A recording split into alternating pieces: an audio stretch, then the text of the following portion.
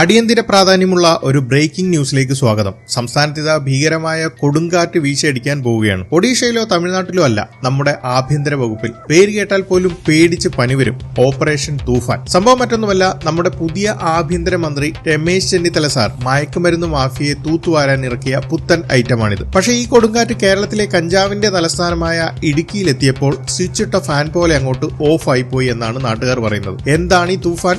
ആരാണ് ഇതിന്റെ പിന്നിൽ? നമുക്കൊന്ന് നോക്കാം. സത്യം പറഞ്ഞാൽ നമ്മുടെ ചെന്നിത്തല സാർ മുഖ്യമന്ത്രി കസേരയുടെ തൊട്ടടുത്ത് വരെ എത്തിയതാണ്. പക്ഷേ ഇപ്പൊ കിട്ടുമെന്ന് വിചാരിച്ചപ്പോഴാണ് കസേര കൈവിട്ടുപോയത്. അതുകൊണ്ട് കോൺഗ്രസ് നേതൃത്വം പുള്ളിക്കൊരു സമാശ്വാസ സമ്മാനം കൊടുത്തു. ആഭ്യന്തര വകുപ്പും കൂടെ ബോണസായി വിജിലൻസും. സാധാരണ ഒരു മുഖ്യമന്ത്രിയും ഈ വകുപ്പുകൾ വേറെ ആർക്കും വിട്ടുകൊടുക്കില്ല. മഹാഭാരതത്തിൽ കർണന് കവചവും കുണ്ടലവും എങ്ങനെയോ അതുപോലെയാണ് പല മുഖ്യമന്ത്രിമാർക്കും ഈ ആഭ്യന്തരവും വിജിലൻസും. ഇതില്ലെങ്കിൽ പിന്നെ എന്ത് മുഖ്യമന്ത്രി? പക്ഷെ ഇത്തവണ ആ പതിവ് തെറ്റി. മുഖ്യമന്ത്രിക്ക് പൊതുഭരണവും നിയമവും കൊടുത്ത് ചെന്നിത്തല സാറിനെ പോലീസിന്റെ ഫുൾ ടൈം മുതലാളിയാക്കി. പുള്ളി പണ്ട് ഓപ്പറേഷൻ കുബേര ഇറക്കി നാട്ടിലെ ചെറുകിട ബ്ലേഡുകാരെയൊക്കെ പൂട്ടിയ ചരിത്രമുണ്ട്. വൻകിട മുത്തൂറ്റിനെ തൊട്ടില്ലെങ്കിലും പാവം വട്ടിപ്പലിശക്കാരെ പൂട്ടാൻ പുള്ളിക്ക് പറ്റി. ആ ഒരു ധൈര്യത്തിലാണ് ഇത്തവണ വലിയൊരു വെടിക്കെട്ടുമായി പുള്ളി വന്നിരിക്കുന്നത്. ഈ ഓപ്പറേഷന്റെ പേര് കേട്ടപ്പോൾ ഞാൻ ആദ്യം വിചാരിച്ചത് ചെന്നിത്തല സാർ പുതിയ വല്ല സീലിംഗ് ഫാനോ ടേബിൾ ഫാനോ ഇറക്കിയതാണെന്നാണ്. പിന്നെയാണ് മനസ്സിലായത് തൂഫാൻ എന്നാൽ ഹിന്ദിയിലെ കൊടുങ്കാറ്റാണെന്ന്. ഇത്തവണ പുള്ളിയുടെ നോട്ടം നമ്മുടെ കോളേജുകളിലേക്കും സ്കൂളുകളിലേക്കും ഒക്കെ സിറിഞ്ചും കുപ്പികളുമായും നടക്കുന്ന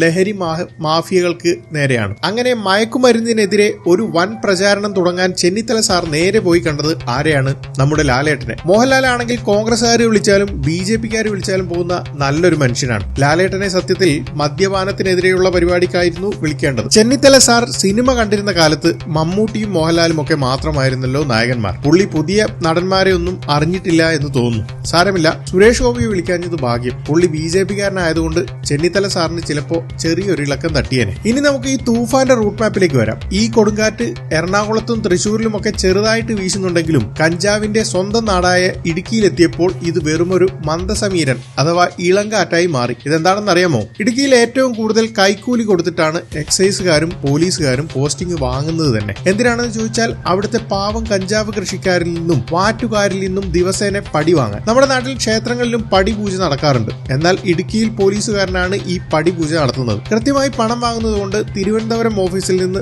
റെയ്ഡ് വരാൻ വണ്ടി എടുക്കുമ്പോൾ തന്നെ ഇടുക്കിയിലെ കഞ്ചാവ് ലോബിക്ക് വാട്സപ്പിൽ മെസ്സേജ് എത്തും. സാധനങ്ങളൊക്കെ മാറ്റിവെച്ച തൂഫാൻ വരുന്നുണ്ട്. ഫലമോ പോലീസുകാർ അവസാനം 5 ഗ്രാമും 10 ഗ്രാമും കഞ്ചാവുമായി വന്ന് പത്രക്കാർക്ക് ഫോട്ടോയും കൊടുത്ത് വലിയ കഷ്ടപ്പാടിലെന്ന് വരുത്തി തീർക്കും. ഇടുക്കിയിലെ കഞ്ചാവ് ബിസിനസിന് രാഷ്ട്രീയ ഭേദമന്യേ നല്ല സപ്പോർട്ടാണ്. കോൺഗ്രസ്, മാർക്സിസ്റ്റ്, BJP എന്ന് വേണ്ട എല്ലാ പാർട്ടിയിലെ നേതാക്കൾക്കും ഇതിൽ ഷെയർ ഉണ്ട്. പല നേതാക്കളും കഞ്ചാവ് ലോബിയുടെ ലിസ്റ്റിൽ തൂലികാ നാമത്തിലൊക്കെയാണ് അറിയപ്പെടുന്നത്. പണ്ട് കേട്ടൊരു കഥയുണ്ട്. ഇടുക്കിയിൽ കഞ്ചാവ് മദ്യലോബികളുമായി യാതൊരു ബന്ധവുമില്ലാത്ത ഒരേ ഒരു നേതാവേ ഉള്ളൂ. അത് സുലൈമാൻ റാവുത്തർ മാത്രമാണ്. ബാക്കി മിക്കവർക്കും ചെറിയ രീതിയിലെങ്കിലും ലിങ്ക് ഉണ്ട്. ഇനി ഏതെങ്കിലും ഒരു പാവം പോലീസുകാരൻ ആവേശം മൂത്ത് വലിയൊരു കഞ്ചാവ് തോട്ടം പിടിക്കാൻ പോയാൽ പിറ്റേ ദിവസം പുള്ളിയുടെ തലയിൽ തൊപ്പിയുണ്ടാവില്ല. അടുത്ത മാസം പുള്ളി കാസർഗോഡ് അതിർത്തിയിൽ ഇരുന്ന് തുള്ളുന്നത് കാണാം. അതുകൊണ്ട് പോലീസുകാർക്ക് പേടിയൊന്നുമില്ല, ചെറിയൊരു ഭയം, അത്രേ ഉള്ളൂ. അതുകൊണ്ട് ബഹുമാനപ്പെട്ട ആഭ്യന്തരമന്ത്രി രമേശ് ചെന്നിത്തല സാറിനോട് ഈ നാട്ടിലെ ജനങ്ങൾക്ക് പറയാനുള്ളത് ഒന്നേ ഉള്ളൂ. സാറേ, ഈ ഓപ്പറേഷൻ തൂഫാൻ വൻകിട സ്രാവുകളിലേക്ക് ഒന്ന് തിരിച്ചുവിടണം. ഇടുക്കിയിൽ വിളയുന്ന കഞ്ചാവിന്റെ